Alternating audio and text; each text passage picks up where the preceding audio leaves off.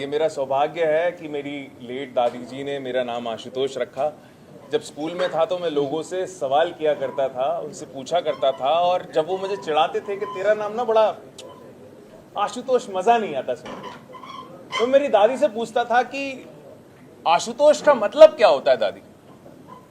तो मेरी दादी हमेशा बताती थी कि कोई है जो कैलाश का वासी है, सर्वधर्म प्रेमी है, बहुत भोला है, और उसका नाम शंकर है। वो नाम तुम्हें दिया है। और जब मैं मेरी ग्रेजुएशन में आया, जब मैं स्नातक कर रहा था, तो मुझे पता लगा कि महादेव क्या है, और मुझे ऐसा लगा कि मैं शायद डिजर्व नहीं करता था ये नाम। इस नाम को कैरी करना मेरे लिए एक रिस्पॉन्सिबिलिटी है, और आपके सामने खड़ा हूं, इतनी बातें कर रहा हूं, शायद ये महादेव की कृपा है। तो ये बनी रहेगी हमेशा। शिवोत्सव एक इवेंट नहीं, एक सोच है, जो सोच 25 और 26 तारीख को Mumbai exhibition centre Nesco hall number 4 में, बॉम्बे ही नहीं, अगर अतिशोक्ति नहीं होगी अगर मैं कहूंगा कि हिंदुस्तान के लोग भी इससे जुड़ेंगे, ऐसी हमारी सोच है। ऐसा एक कॉन्सेप्ट ऑलरेडी कोयम्बतूर में महायोगी श्री जग्गी वासुदेव जी सदगुरु करते आ रहे हैं सालों से। उनके सामने हमारी कोई औकात नहीं, पर हां, महादेव से बढ़कर भी कोई नहीं है। तो महादेव की इंस्पिरेशन को लेकर हम इस कार्यक्रम की शुरुआत करने जा रहे हैं। बहुत सारे सरप्राइजिंग एलिमेंट्स हमने आपको नहीं दिए हैं आज, वरना कल आप आओगे ही नहीं। तो कुछ 4-5 दिन बाद एक पेपराजी सेशन वापस से रख के जो एलिमेंट लिस्ट है हम लोगों की, वो आपके सामने हम लोग खोलना शुरू करेंगे। आज हमको लगता था कि एक brief basic of the event देना जरूरी है। वो लगता है कि कल तक आप मुंबई का उसको बता देंगे, ऐसी हमारी आशा है। शिवोत्सव में मैंने बताई थी आपको बेसिक की आधिपत्य राम जन्मभूमि श्री श्री श्री महाराज गोपाल दास जी महाराज के सक्सेसर कमल नयन दास जी महाराज आएंगे, बैठेंगे, और हमारा सौभाग्य होगा कि हम मानते हैं राम जन्मभूमि स्वयं चलकर हमारे पास आएगी। और वो जब रामलला और महादेव महाकाल का रुद्राभिषेक मुंबईकर्स के लिए करेंगे तो एक बड़े सौभाग्य की बात होगी। बाकी ये कलाकार आप देख ही रहे हैं, ये परफॉर्म करने वाले हैं। कुछ कलाकार ऐसे हैं जिनके बारे में हमने आपको नहीं बताया है, आने वाले 1-2 दिन में, 4 दिन में आपके सामने रिवील करना शुरू कर देंगे। कि इंगेजिंग इवेंट होगा जिसमें हर तरह का क्राउड जुड़ सकता है, नाच सकता है भोले की बारात में, झूम सकता है भोले की बारात में, और एक आध्यात्मिक नेचर के साथ अपने कैरेक्टर को बिल्ड कर सकता है। तो वैसा एक प्रोग्राम है।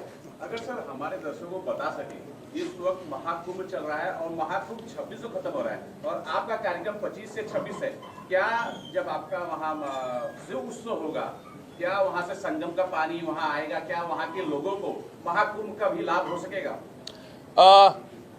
मुझे लगता है कि महाकुंभ, जिस तरह से इस बार का महाकुंभ हुआ है, तो मुझे नहीं लगता अब लोगों को गंगा नहाने की भी जरूरत रह गई है। गंगा को तो हृदय में बना लिया है लोगों ने।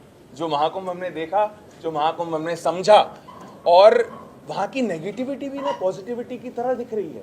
इतनी भीड़ है, कुछ घटनाएं भी हुई, भगवान राम ना करे कि ऐसा कभी हो, परंतु इतना हुजूम, सब कुछ इतना इतना अच्छा हो रहा है। लेकिन आपने एक एलिमेंट अच्छा दे दिया है मुझे, मैं इसको जोड़ना चाहूंगा। Thank you so much. की बात करें तो जो आपने 2 दिन का टिकट रखा है जी, टिकट लोगों को बुकिंग करने के लिए क्या प्रोसेस है, कैसे? बुकिंग के लिए वेबसाइट है हमारी, वेबसाइट से आएंगे तो 200 का शायद 140 का ही पड़ जाएगा। और बुक माई शो है हमारे साथ इस कार्यक्रम में, तो बुक माई शो से भी आप बुकिंग कर सकते हैं। जो डायरेक्ट पासेस हैं वो भी 20-21 तारीख के बाद हम 3-4 दिन के लिए लोगों के बीच में अवेलेबल कर देंगे। सर आपसे जानना चाहेंगे जी। अभी जो है एक आईटी बाबा फेमस हुए थे, उन्होंने कहा शिव जो नहीं है वही शिव है। आपके शब्दों में शिव क्या है? देखिए, मैं आपका शुभ नाम क्या है? मेरा नाम दिलीप है। बहुत बहुत धन्यवाद करना चाहूँगा आपको दिलीप जी के, आपने ये सवाल मुझसे किया।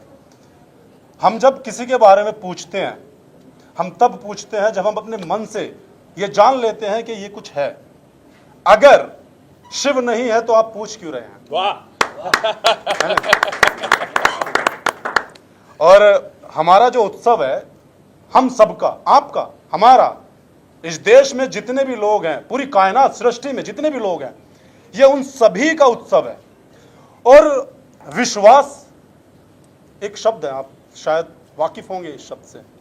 विश्वास, हमें विश्वास होता है कि हमारे पिताजी आज घर के बाहर गए हैं और हमारे लिए भोजन का प्रबंध करेंगे।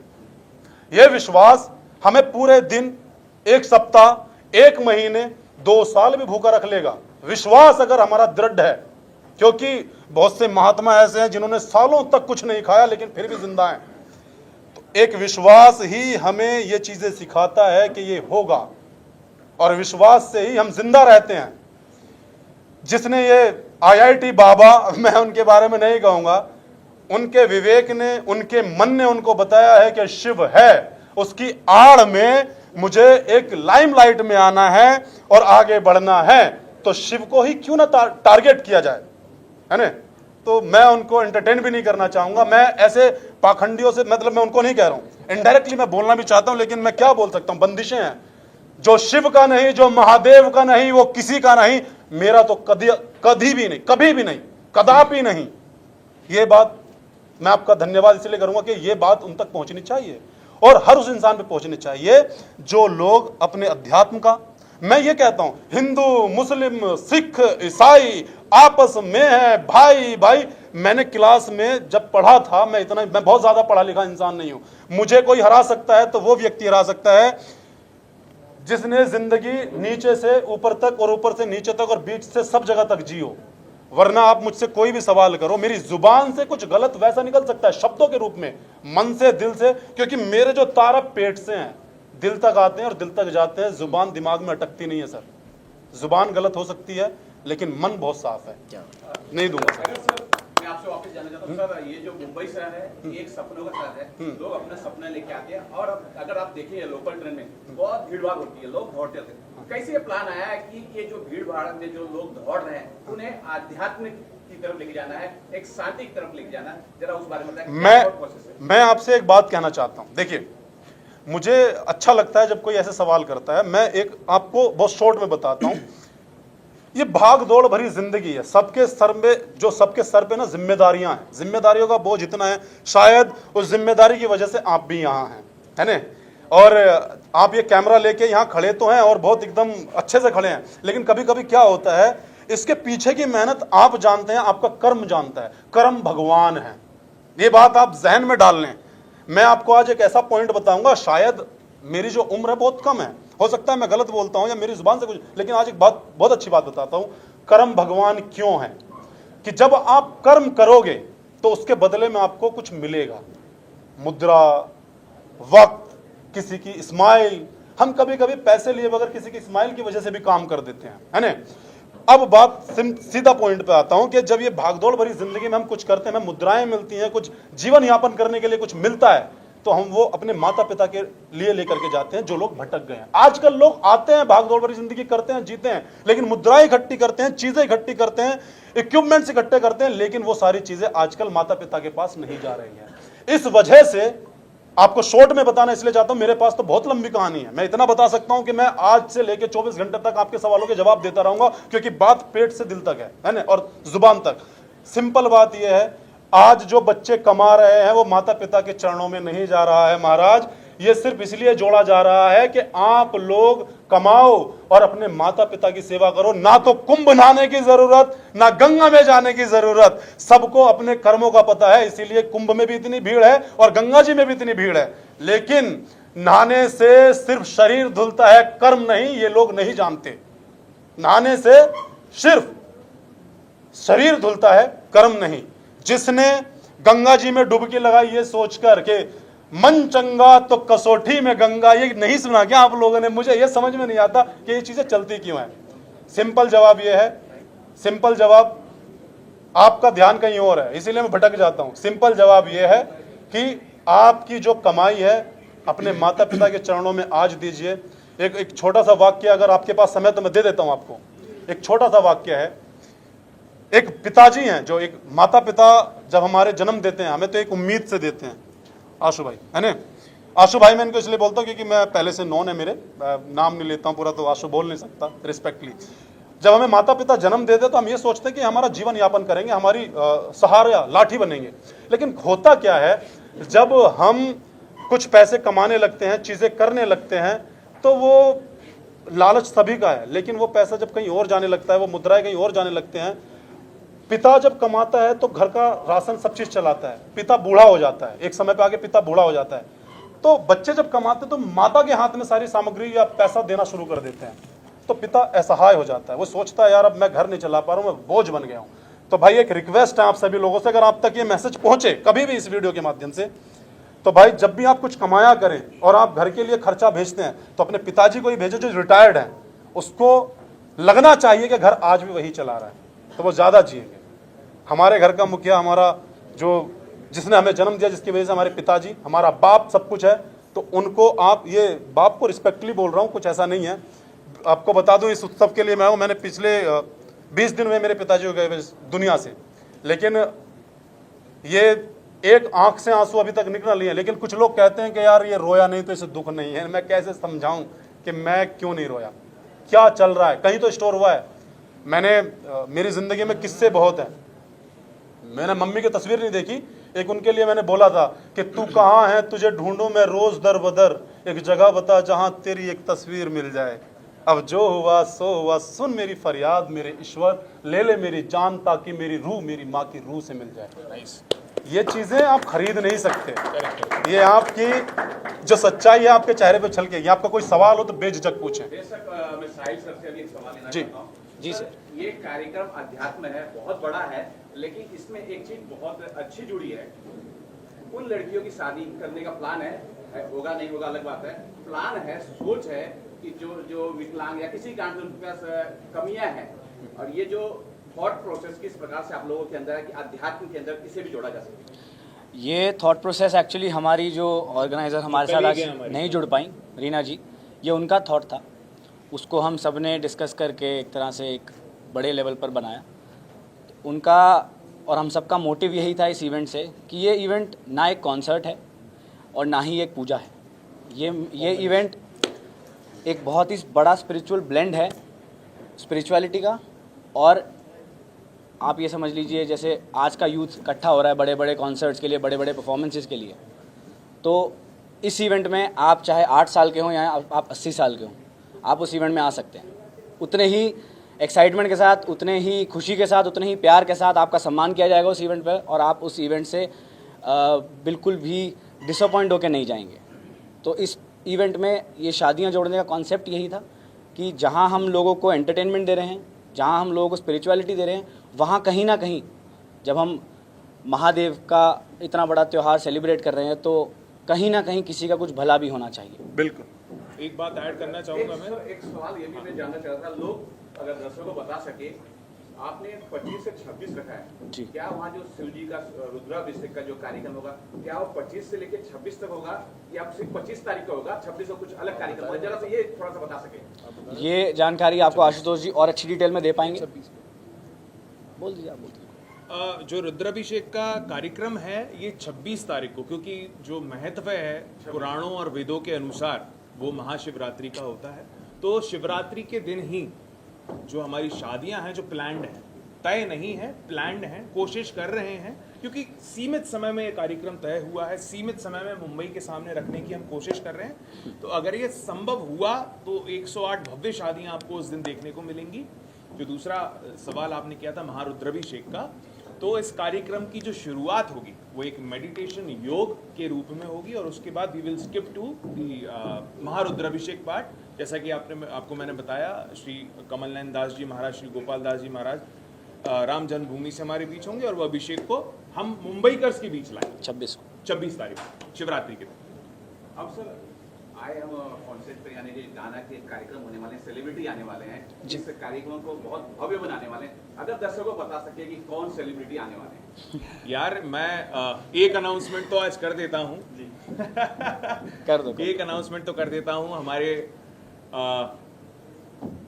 हिंदुत्व के जो कट्टर अभिनेता हैं, हमारे महाराष्ट्र के पूर्व मुख्यमंत्री साहब और अभी के हमारे जो अपने आप को कभी उन्होंने अपने आप को, he has never declared himself as an DCM, he is always been a, क्या कहते हैं दर्शन उसको, क्या line, dedicated common man, mister Eknath Shinde साहब हमारे बीच होंगे उस दिन 26 तारीख को।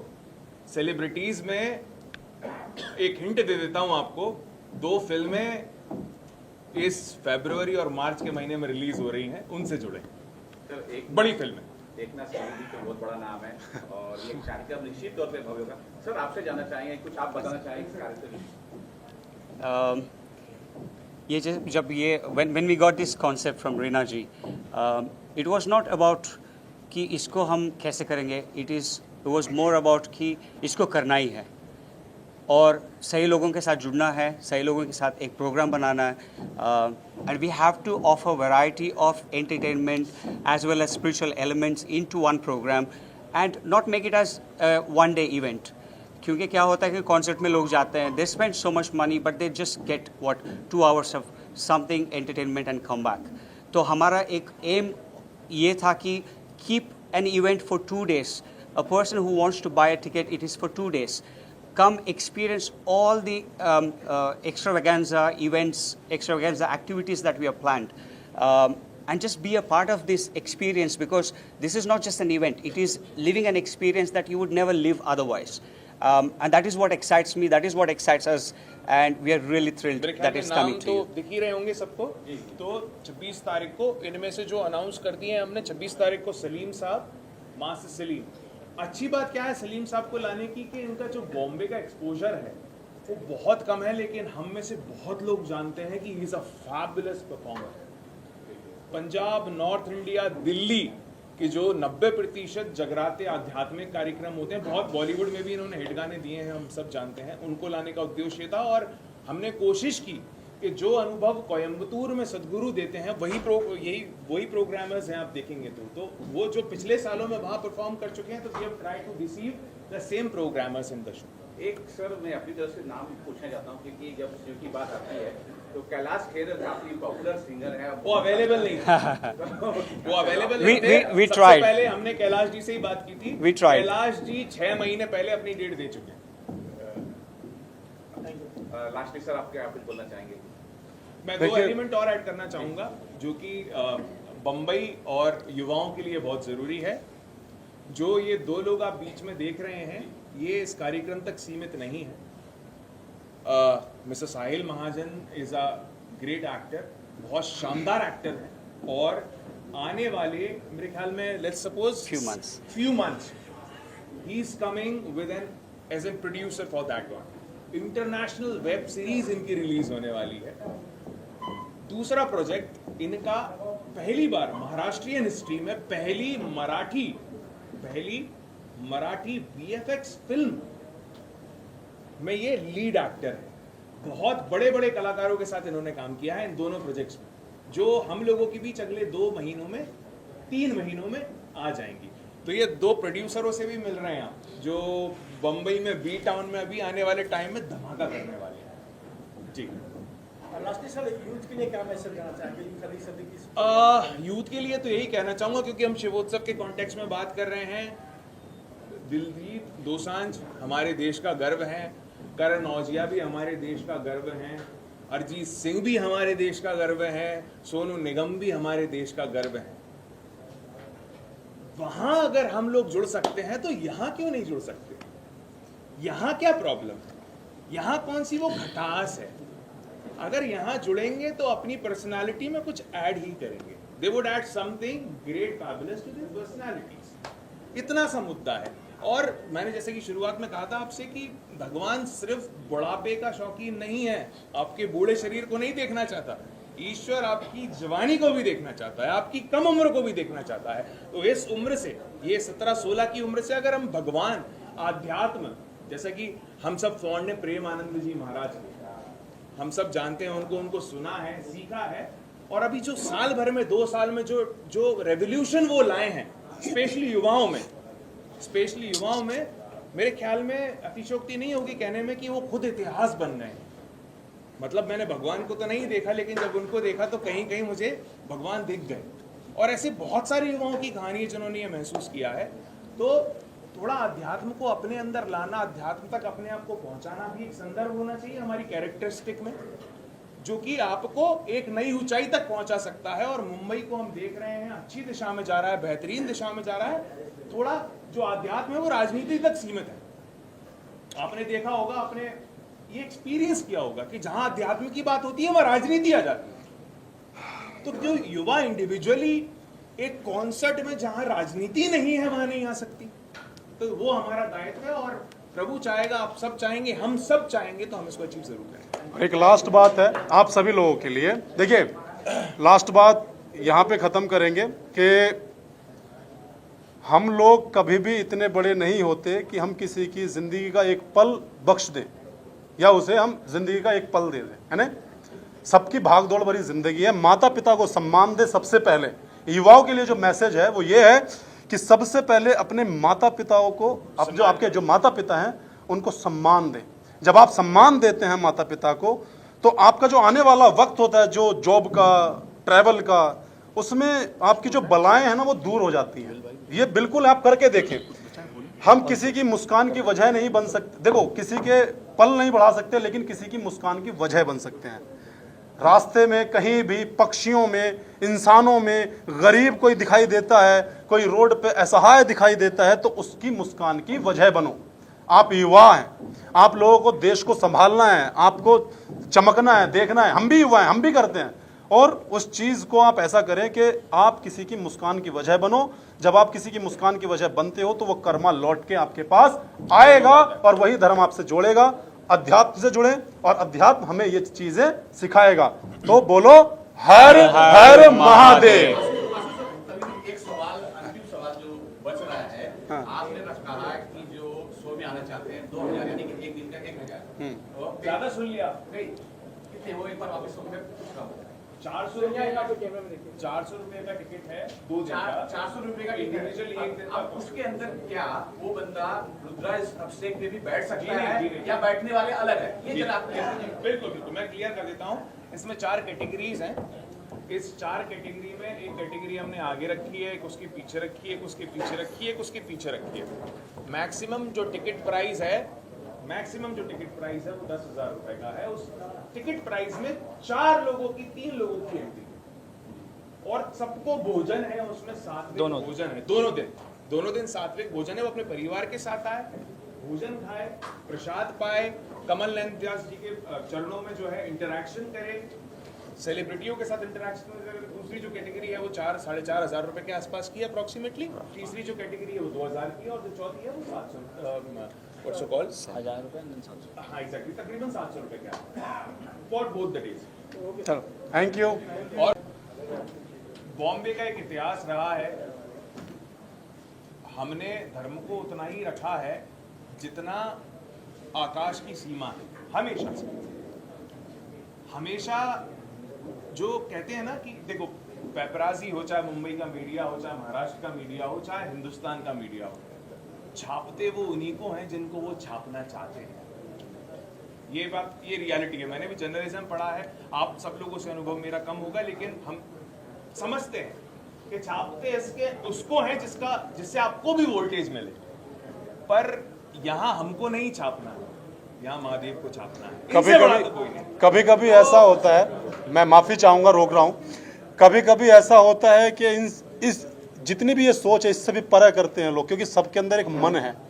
अगर आपकी बात दिल तक पहुंची तो वो मीडिया या कोई भी व्यक्ति किसी भी ऑर्डर का मोहताज नहीं है। जिसको करना है, मीडिया एक स्तंभ है।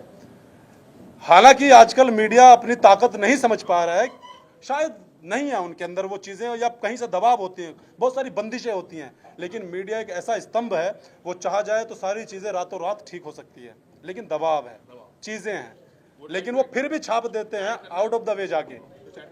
लास्ट में मैं यही कहना चाहूँगा कि ये यूथ का इवेंट नहीं है, ये बड़ी उम्र के लोगों का इवेंट नहीं है, ये एक फैमिली इवेंट है।